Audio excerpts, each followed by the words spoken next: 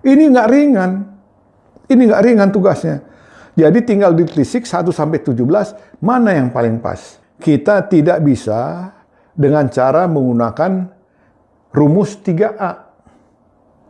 Asal comot, asal ngeplot, kemudian asal mendengarkan ada bisikan yang mungkin bisa mempengaruhi ini semua. Assalamualaikum warahmatullahi wabarakatuh. Kita bertemu lagi pemirsa dalam diskusi kebangsaan kali ini. Dan kita masih bersama dengan Pak Maijen Purnawirawan Tritamtomo. Terima kasih Pak, hari ini udah hadir. Kita akan kembali mengupas masalah-masalah kebangsaan Pak, untuk memberikan pencerahan kepada masyarakat dan publik umumnya Pak ya. Hari ini kita akan membahas satu isu yang cukup menarik, yaitu tentang pergantian Kepala Staf Angkatan Darat, di mana kemarin Kepala Staf Angkatan Darat yang sebelumnya sudah dipilih dan disetujui untuk menjadi Panglima TNI. Nah itu mungkin hari ini Pak kita akan membahas bagaimana dan siapa yang lebih pantas untuk menjadi KSAD Pak. Satu isu yang menarik Pak Tri sampai saat ini. Kalau kemarin pergantian Panglima TNI juga menguras perhatian publik, sekarang juga terkait penggantian Kepala Staf Angkatan Darat juga menjadi satu hal yang menarik ya Pak ya.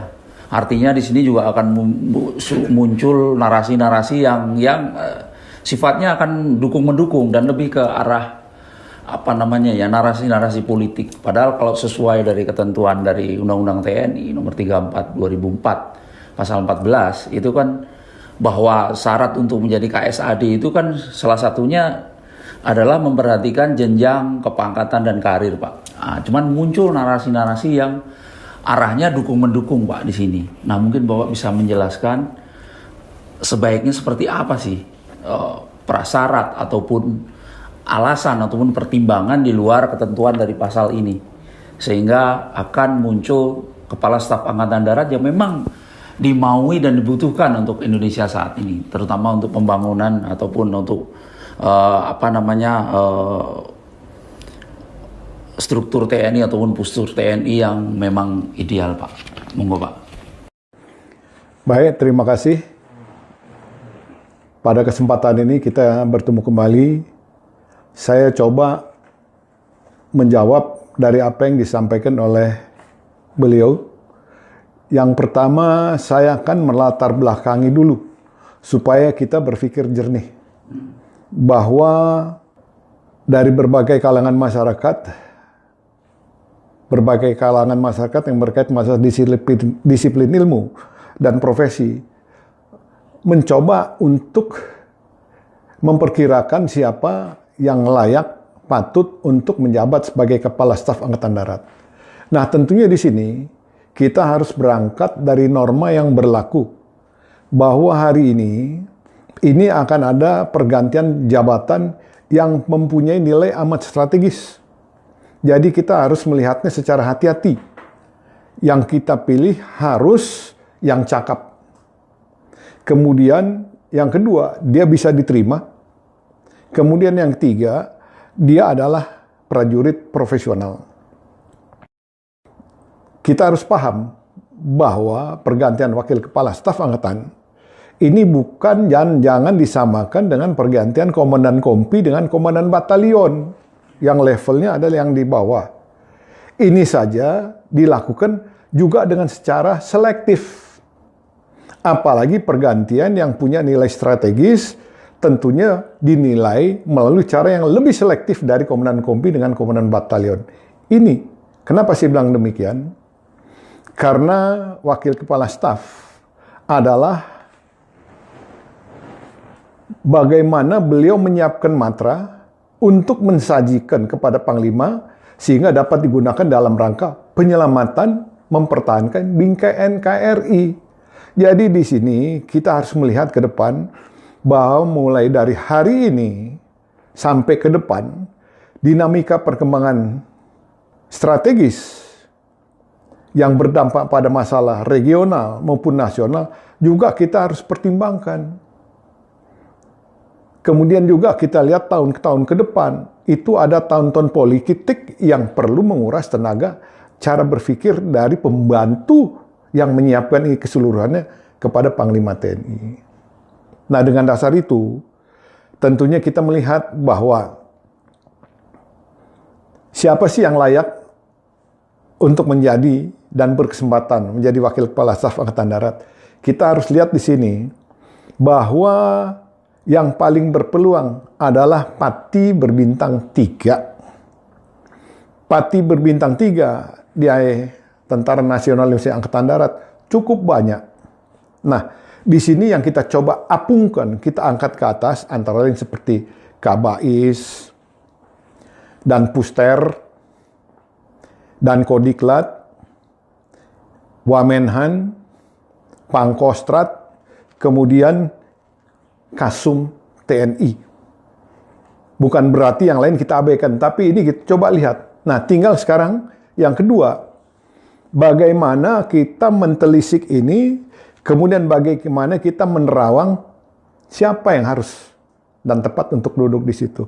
Nah, di sini kita harus sampaikan, dan mudah-mudahan para pemirsa juga paham dengan latar belakang tadi. Yang pertama, yang perlu diterawang adalah satu, prestasi yang dibuat oleh para balon itu sendiri. Mulai dari jenjang karir Letnan 2 sampai berturut-turut hari ini. Kemudian yang kedua, selain pola karir, prestasi. Tentu yang kedua adalah pola karier. Nah, di sini kita tidak bisa dengan cara menggunakan rumus 3A. Asal comot, asal ngeplot, kemudian asal mendengarkan ada bisikan yang mungkin bisa mempengaruhi ini semua. Tentu 3 hal ini tidak berlaku hari ini. Karena kita membutuhkan putra bangsa yang memang patut dan layak untuk duduk di situ. Demikian. Satu hal yang menarik Pak dari sebagian pengamat juga melihat di sini akan ada dari tadi, kalau ini ada 17 calon karena yang berpangkat bintang 3 Pak ya. Nah, untuk itu hanya 5. Ada yang ini lagi cuman 2, ada ini lagi. Nah, yang menarik ini ada dibilang di sini adalah 2 jalur saja gitu. Berdasarkan pengalaman, mungkin pengalaman masa lalu adalah sebelumnya menjabat Pangkostrat atau Kasum TNI. Nah, ini gimana Pak sebenarnya? Jadi begini, silakan dengan asumsi apapun, mereka mencoba membuat satu parameter sendiri.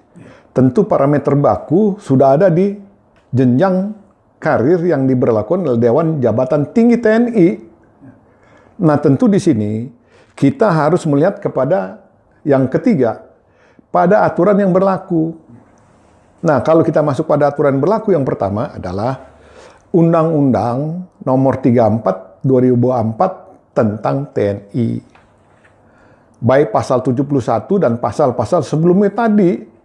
Yang pertama, dibatasi oleh ruang durasi umur. Umur ini menjadi patokan. Sehingga orang bilang 17, kemudian begini, kemudian kita harus melihat pada aturan yang pertama tadi. Dari aspek umur, apakah memenuhi atau tidak. Kemudian yang kedua, kita juga melihat kepada yang disampaikan di dalam pasal 7 sampai dengan pasal 10 nanti masuk pada pasal 14. Bahwa Kepala Staf Angkatan, lebih khusus pada hari ini kita bicara Angkatan Darat, dia harus mempersiapkan postur yang ada di tempat. Dalam hal ini kekuatan, kemampuan, gelar, sampai dengan teknologi, untuk dibina, kemudian disiapkan sebagai yang akan digunakan alat ini oleh Panglima TNI dalam rangka menyelamatkan dan lain sebagainya tadi. Nah, berangkat dari situ, tentunya kita jangan pernah lupa, kita juga harus punya parameter bahwa yang punya hak 17, kalau ditelisik punya hak, ya mungkin ini menjadi talent scouting. untuk dinilai mana yang paling layak. Karena kita harapkan yang akan duduk sebagai Kepala Staf Angkatan Darat adalah prajurit profesional yang mempunyai akal, mempunyai hati, kemudian bagaimana dengan akal dengan hati tadi, dia mampu memberdayakan dan memanfaatkan organisasi yang ada di bawah komandonya untuk menjadi satu unity yang siap pakai oleh Panglima TNI. Ini nggak ringan. Ini nggak ringan tugasnya. Jadi tinggal ditelisik 1-17 mana yang paling pas. Gitu, Pak. Ya. Mungkin yang menarik tadi pernyataan Pak Tri yaitu soal jangan 3A, asal comot. Nah, bahasa kita nih, bahasa publik, kalau asal comot itu kan artinya bisa aja itu karena pertemanan, bisa aja juga mungkin karena itu dalam tanda petik ya pesanan terkait tadi Pak Tri bilang bahwa terkait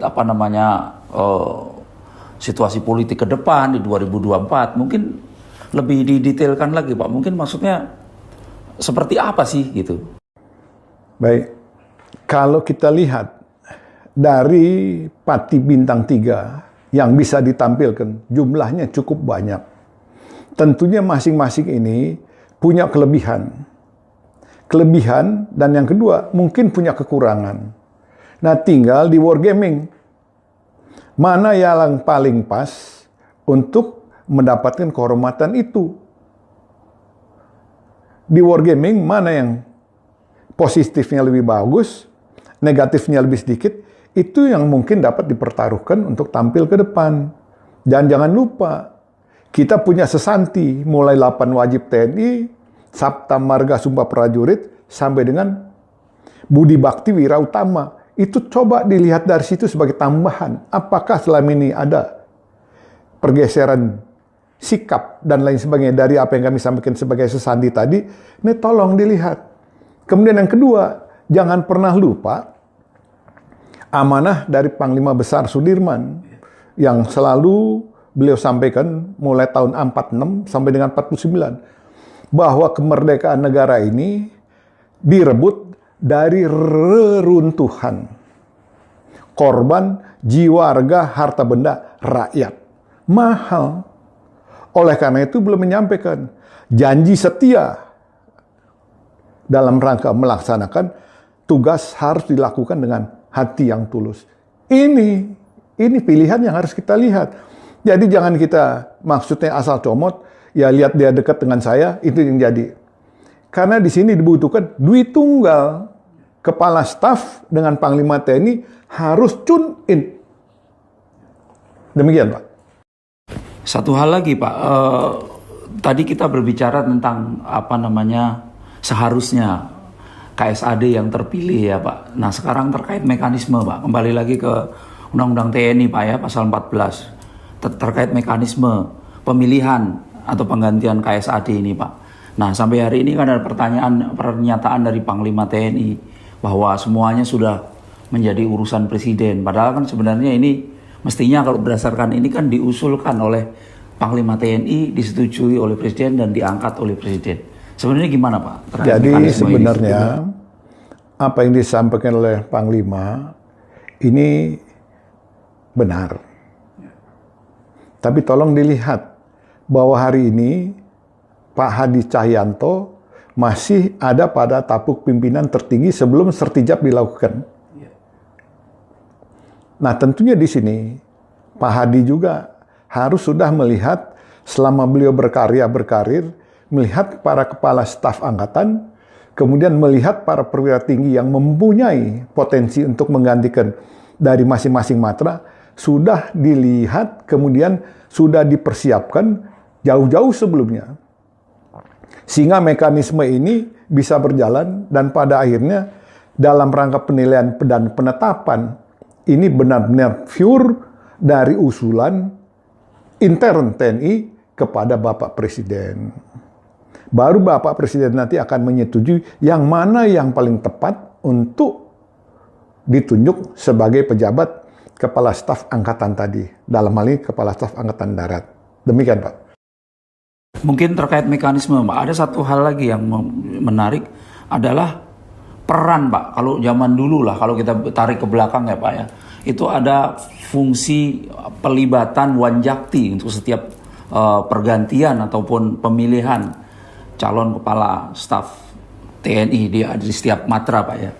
Nah ini sampai hari ini kalau menurut Bapak seberapa besar Pak pelibatan Wanjakti ini untuk masalah pemilihan ataupun penggantian KSAD ini? Baik, menurut saya, tadi saya di depan sudah menyatakan bahwa selama belum terjadi alih tugas alih jabatan dari struktur pimpinan tertinggi dari TNI, tentu beliau jauh sebelumnya, mudah-mudahan Wanjakti itu sudah berjalan. Tentu dalam Wanjakti berjalan tadi, di sini jangan pernah dilupakan juga. Beliau sudah membuat satu telaahan, kemudian perkiraan-perkiraan sampai dengan kemungkinan terjadi pelanggaran Catmin, Catpers. Karena tolong diingat bahwa kepala staf angkatan maupun kepala staf matra yang lain, dia adalah sebagai pemimpin, kemudian sebagai bapak, sebagai guru, sebagai pelatih, dan sebagai orang tua. Bagaimana dia membawa unit yang ada di bawah komandonya 4 kemampuan tadi, beliau bisa sajikan kepada Panglima TNI untuk digunakan dalam rangka cegah tangkal ancaman baik yang datang dari dalam maupun dari luar negeri. Ini satu kondisi. Oleh karena itu, Wanjakti tadi yang memang melekat di TNI dalam rangka pergeseran, pergantian, alih tugas, alih jabatan perwira menengah sampai dengan perwira tinggi, ini berjalan sebagaimana seharusnya. Jadi mekanisme Wanjakti itu amat dominan untuk menyodorkan ini Pak CB1, ini Pak CB2, tinggal nanti pimpinan tertinggi menentukan siapa yang paling. Dan tolong diingat bahwa nanti setelah ditetapkan keputusan Panglima yang mengeluarkan berdasarkan rujukan dari apa yang telah diajukan dari Panglima kepada Presiden, Presiden menunjuk perpang yang keluar. Demikian Pak. Ya. Nah mungkin terkait pelibatan Wanjakti segala macamnya ini Pak ya. Nah sekarang kita ingin lihat ya, kalau kita lihat di Senayan ya, Pak, kita bilang anggota DPR atau itu sudah memunculkan nama-nama. Nah ini sebenarnya seberapa jauh sih Pak usulan ataupun pendapat anggota Dewan ini mempengaruhi Wanjakti untuk mengusulkan salah satu calon? Baik, begini tadi di depan kita sudah menyampaikan bahwa kita berbangga hati, bergembira, baik mulai dari pergantian Panglima TNI hingga pergantian Kepala Staf Angkatan, berbagai pihak dari warga masyarakat ikut serta untuk membicarakan persoalan ini. Karena beliau mengetahui bahwa jabatan ini adalah sangat amat strategis yang menentukan dalam rangka bagaimana kita ke depan berjalan menghadapi dinamika perkembangan politik yang sangat tinggi. Dinamika perkembangan internasional, regional, dampaknya kepada nasional yang berkait dengan masalah ketahanan nasional. Ini dipertimbangkan. Oleh karena itu, dari berbagai pihak tadi coba menyampaikan cuitannya, itu adalah hal yang lumrah dan biasa. Karena beliau Komisi 1 ya, adalah merupakan mitra. TNI adalah mitra dari Komisi 1. Jadi yang beliau tahu 1 sampai dengan Z adalah beliau-beliau itu. Namun demikian, pendapat dari umum tentu juga harus di-compare, kemudian kita lihat dengan aspek lain yang juga bisa menentukan. Jadi tidak satu-satunya bahwa Danjen Kopassus misalnya, kemudian Dan Puster adalah yang layak untuk jabatan itu, enggak. Tinggal nanti tadi di wargaming diajukan kepada Bapak Presiden untuk mendapatkan satu keputusan, beliau yang menentukan. Apapun keputusannya, itu kita wajib loyal dan tidak boleh menampik. Demikian. Kemudian gini Pak, satu hal, tentunya calon KSAD ini tentunya suatu sosok yang memang harus bisa menyiapkan atau membuat satu strategi untuk penyiapan postur TNI khususnya Angkatan Darat ke depan Pak. Nah mungkin bisa dijelaskan Pak, kemampuan-kemampuan seperti apa bagi seorang KSAD untuk bisa menyusun satu postur TNI ke depan, untuk persiapan ke depan, Pak? Baik, saya coba menjawab dari apa yang beliau coba tanyakan tadi. Yang pertama, tadi kita sudah menyampaikan bahwa dari 17, kemudian saya apungkan sekian berbintang 3, tentu ada persyaratan yang perlu ditelisik, yaitu prestasi dan pola karir. Tapi jangan lupa juga berkait dengan masalah Undang-Undang Pendukung nomor 34, pasal 31, bahwa durasi umur sangat menentukan untuk orang mampu berkarya, berbuat secara optimal. Nah, sekarang, tadi di depan saya menyampaikan bahwa Kepala Staf Angkatan itu bertanggung jawab dalam rangka pembinaan kekuatan yang ada di dalam tubuhnya untuk menyiapkan menjadi satu kesiapan operasional yang akan digunakan oleh Panglima TNI. Kalau kita bicara postur, di dalamnya ada kekuatan, kemampuan, gelar, dan teknologi. Bagaimana beliau ini harus mampu berinovasi, memberdayakan dengan segala keterbatasan, bahwa postur itu agar menjadi camp, bukan kecil, kenyal, mendalam, kesejahteraan jurusan, mantap, mampu mengendalikan ancaman, baik yang datang dari dalam, dan tugasnya nggak kecil, besar Pak tugasnya, luar biasa tanggung jawab dia. Nah, kalau kita seperti Kepala Staf Angkatan Darat, pola gelarnya, bahwa TNI digelar mulai dari Kotama, Kotaop, Kotomabin, ya, di situ ada Satpur, Satbanpur, Balak, sampai dengan Banmin. Kemudian bagaimana beliau menyiapkan ini semua menjadi unity yang ampuh dalam rangka tadi. Karena jangan lupa bahwa di sini, yang tadi saya sampaikan, kenyal, organisasi yang ada di dalam tanggung jawabnya ditata, diorganisir, disiapkan, dilengkapi, dibina menjadi satu kekuatan penangkal yang handal. Nah, untuk ini dapat dicapai, tentunya beliau harus punya chemistry yang melekat dengan Pati 5. Kemudian dia juga harus mampu diterima oleh lingkungannya, lingkungan kerjanya. Sehingga chemistry ini akan membangun kesatuan, persatuan, kebersamaan di dalam tubuh TNI, lebih khusus TNI Angkatan Darat, dalam rangka menunjang fungsi asasinya. Demikian. Ini Pak, tadi Pak Tri menyebutkan soal durasi umur Pak. Ini kan juga sekarang juga menjadi pro dan kontra terkait durasi umur. Artinya kan masa tugas seorang perwira tinggi untuk jabatan Panglima TNI ataupun Kepala Staf yang lain Pak. Nah, ini mungkin Bapak bisa sampaikan seberapa penting sih Pak durasi umur ini untuk regenerasi TNI tentunya ya. Artinya mestinya kan pemilihan Kepala Staf Angkatan Darat ini kan memperhatikan itu Pak, untuk biar jangan setahun sudah berhenti gitu Pak. Baik, ini jadi menarik. Pada beberapa waktu yang lalu saya sampaikan, situasi saat ini adalah dalam kondisi aman. Semuanya dilaksanakan secara fungsional. Kan begitu. Demikian juga dalam rangka penegakan aturan main yang berlaku. Jadi di sini tidak ada diskresi. Tidak ada hal-hal yang memaksakan kehendak bahwa ini harus dilakukan satu perubahan karena ada sesuatu stagnasi yang harus diambil oleh jalan pintas seperti ini. Ini kan tidak ada. Sehingga ini menjadi satu pertimbangan. Kalau nanti misalnya ini terjadi, maka gerbong bergerak ini akan terganggu. Sehingga sisminpers, sis pembinaan karir untuk yang berikut di bawahnya ini akan terganggu. Nah, ini harus menjadi pertimbangan dari pengambil keputusan yang tertinggi di atas. Demikian, Pak.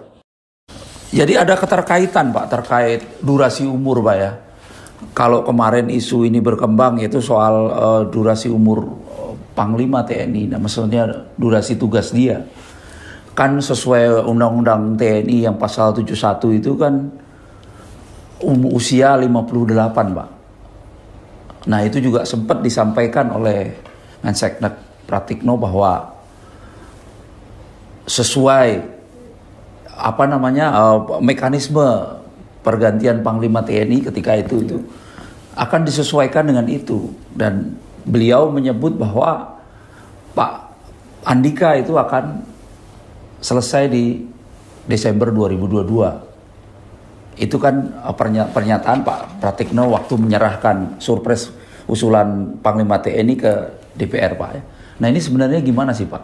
Jadi begini, bahwa pejabat siapapun yang ditunjuk mewakili presiden untuk menyampaikan sesuatu, tentunya beliau adalah sebagai orang yang mewakili kepala pemerintahan. Siapapun dia, tentu harus berpedoman pada dua undang-undang yang berlaku. Satu, Undang Nomor 5 2014 tentang ASN. Yang kedua, Undang-Undang Nomor 30 tahun 2014 tentang administrasi pemerintahan. Kalau administrasi pemerintahan, siapapun ya harus memperdomani azas umum pemerintahan yang baik. Itu ada 8 item. Ada 8 item.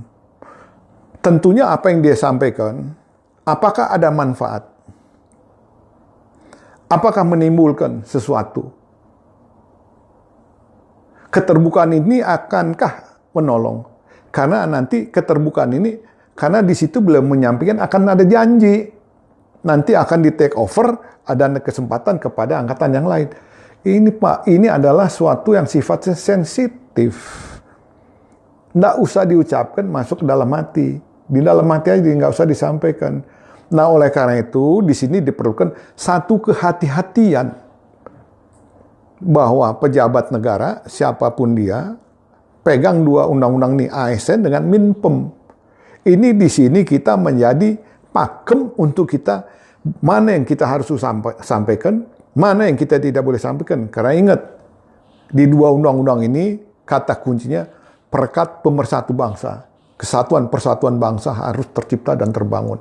Nah ini, jadi kita asal menyampaikan, ini nanti kalau pada waktunya ternyata tidak terjadi sesuatu dan geseh, ini akan menimbulkan kekecewaan pada pihak lain. Nah kekecewaan ini yang tidak boleh diucapkan oleh pejabat negara siapapun dia. Nah kita harus hati-hati di sini Pak.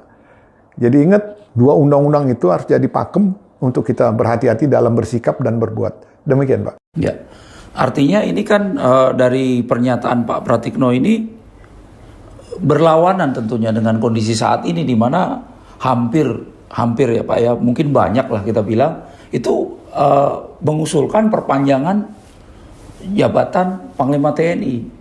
Baik, kalau ingin memperpanjang, tolong dulu diingat bahwa itu sudah ditetapkan oleh undang-undang. Kalau ingin merubah sesuatu, harus ada siapa yang berinisiatif untuk mengganti undang-undang itu. Inisiatif mana ini? Apakah inisiatif dari legislatif atau inisiatif dari pemerintah? Nanti baru dibicarakan dan minta pandangan umum. Jadi tidak bisa serta-merta sekonyong-konyong pendapat saya pribadi, pendapat Bapak, saya mau ini diganti. Nggak boleh. Mekanisme perubahan suatu undang-undang ada normanya. Sampai dengan durasi umur tadi. Nah ini harus dipikir jauh sebelumnya. Karena kita bicara kesatuan persatuan bangsa dan kebersamaan. Siapapun anak bangsa, pasti Panglima TNI juga sudah dalam persiapan berkarya untuk optimal dalam rangka membangun TNI hari ini. Nah kita tunggu dengar aja hasilnya. Cuman jangan ada pihak lain yang mencoba menggosok nanti bisa diperpanjang. Nanti berakhir tanggal 22, nanti akan diganti oleh ini. Itu perkataan bersayap yang sensitif, yang bisa menimbulkan kegaduhan. Walaupun kita tahu, TNI nggak akan macam-macam. Dia adalah organisasi yang paling solid bersama polisi. Dia akan loyal, patuh, sesuai aturan main yang berlaku. Nah ini, namun demikian kalau kita bikin kecewa orang, ini amanat Pak Sudirman tadi, Panglima Besar Sudirman, dikotorin, nggak boleh ini. Demikian Pak, makasih. Ya, jadi terkait durasi umur ini Pak, artinya kan ada usulan, ada wacana untuk memperpanjang usia ya Panglima TNI itu untuk durasi umur untuk menjabat sebagai Panglima TNI. Di sisi lain, ada upaya ini dilihat sebagai sebuah skenario gitu Pak ya. Karena di sisi yang lain dilihat ya sudah kalau begitu kita ini hidupkan lagi aja jabatan Wakil Panglima TNI untuk menyimpangi pro kontra masalah perpanjangan umur itu. Nah, itu sudah disampaikan oleh mantan Kabais Pak. Jadi sebenarnya usulan itu bagaimana Pak? Ada dihidupkan kembali jabatan Wakil Panglima TNI. Baik. Jadi apa yang disampaikan oleh Bapak tadi tentang perlunya dibentuk jabatan Wakil Panglima dengan latar belakang bahwa struktur organisasi TNI hari ini ada pengembangan, yaitu dengan dibentuknya Kogab Wilhan 1, 2, dan 3. Ini mungkin pertimbangan, tapi sampai hari ini jabatan Wapang itu belum dibakukan, belum disahkan. Nah tentu ini menjadi masukan buat teman-teman kita di lembaga legislatif untuk melihat ini apakah perlu. Tapi bukan berarti dengan jabatan yang lebih kurang 1 tahun ke depan, ini dipaksakan, ini kurang pas. Oleh karena itu, kalau ingin melakukan sesuatu, segera dikomunikasikan. Tentu di sini, teman-teman dari Senayan, mudah-mudahan mendengar, melihat uleman dari warga bangsa, segera merespon ini bagaimana yang terbaik untuk mensikapi ini. Karena siapapun nanti yang terpilih, dia adalah anak bangsa yang punya kapabilitas dan yang punya kecakapan, dan dia pure prajurit yang bisa menjadi partner bagi Panglima TNI dalam rangka penggunaan kekuatan yang dimiliki bersama matra lain untuk mencegah tangkal ancaman yang datang dari luar maupun yang mungkin datang dari dalam negeri, bersama rekan-rekan kepolisian dan komponen lainnya dalam rangka menciptakan ketahanan nasional yang dilaksanakan secara semesta. Demikian Pak. Nah ini soal jabatan KSAD. Ini kan tentunya kita akan berbicara tentang kebutuhan kan Pak, bukan bicara tentang kesepakatan, apalagi ini kesepakatan politik. Nah, mungkin bisa dipetakan Pak dari calon yang ada, karena semua sih pasti karena jenjang karir mereka memang sudah bintang 3 Pak ya, tentunya sih sudah ideal gitu Pak ya. Nah, mungkin bisa dipetakan Pak dari jabatan-jabatan yang ada ini berdasarkan tadi kebutuhan, bukan kesepakatan. Mungkin bisa dijelaskan Pak. Baik, ini pertanyaan menggelitik terakhir yang perlu kita sikapi secara arif dan bijak. Di awal saya sudah menyampaikan bahwa dari pengamat militer beberapa waktu yang lalu menyampaikan ada 17 yang bisa dipertimbangkan. Nah, kemudian saya coba apungkan ada beberapa pejabat dengan jabatan seperti Kabais, kemudian Dan Kodiklat, kemudian Dan Pusterat, kemudian Pangkostrat, kemudian adalah Kasum maupun Wamen. Nah, tentunya di sini kita melihat, tadi saya sangat tertarik, Pak, kita hari ini kan bicara kebutuhan, bukan kepentingan. Betul. Bagaimana para perwira tinggi tadi mampu menggunakan akal, mampu menggunakan hati, postur yang menjadi tanggung jawabnya, yang berkaitan dengan kekuatan, kemampuan, gelar, dan teknologi harus mampu di-create menjadi alat pemukul kuat yang dapat digunakan oleh Panglima TNI dalam rangka mencegah tangkal ancaman dan menjaga bingkai NKRI. Nah, tentunya di sini kita berharap dari apa yang tadi disampaikan, kita harus berangkat dari aturan yang berlaku. Seperti misalnya durasi umur. Ini tolong juga menjadi pertimbangan. kalau ini dipaksakan, umur sudah mentok di situ, dipaksakan maju, gerbong ini juga akan tersumbat dan menghambat gerak laju perkembangan prestasi dari adik-adik yang lain. Nah, ini kita berharap satu kearifan harus diikut sertakan dalam rangka penunjukan siapapun yang terpilih, dia adalah putra terbaik TNI Angkatan Darat. Saya bangga pada mereka semua. Tentunya aturan main harus digunakan dan jangan kita berdasarkan garis tangan. Sebenarnya orang itu mulus, tapi karena tarikan tangannya nggak bagus, akhirnya menghambat gerak maju yang memang harusnya dia ditunjuk sebagai yang paling tepat, akhirnya dikorbankan karena hanya kepentingan semata. Tolong, ini pandangan dari kami selaku mantan prajurit, karena kami mencintai TNI Angkatan Darat dan TNI. Demikian, terima kasih Pak. Oke, terima kasih pemirsa. Diskusi kebangsaan kita hari ini tentang pemilihan KSAD dengan Pak Tri Tamtomo sudah selesai. Mungkin artinya siapapun yang terpilih menjadi KSAD adalah putra terbaik bangsa. Jadi harapan kita Pak ya, insya Allah ini akan membawa kemajuan bagi TNI Angkatan Darat, TNI pada umumnya, dan Indonesia secara keseluruhan. Terima kasih atas perhatiannya. Kita nantikan di episode selanjutnya dialog kebangsaan dengan Bapak Tri Tamtomo. Terima kasih. Assalamualaikum warahmatullahi wabarakatuh.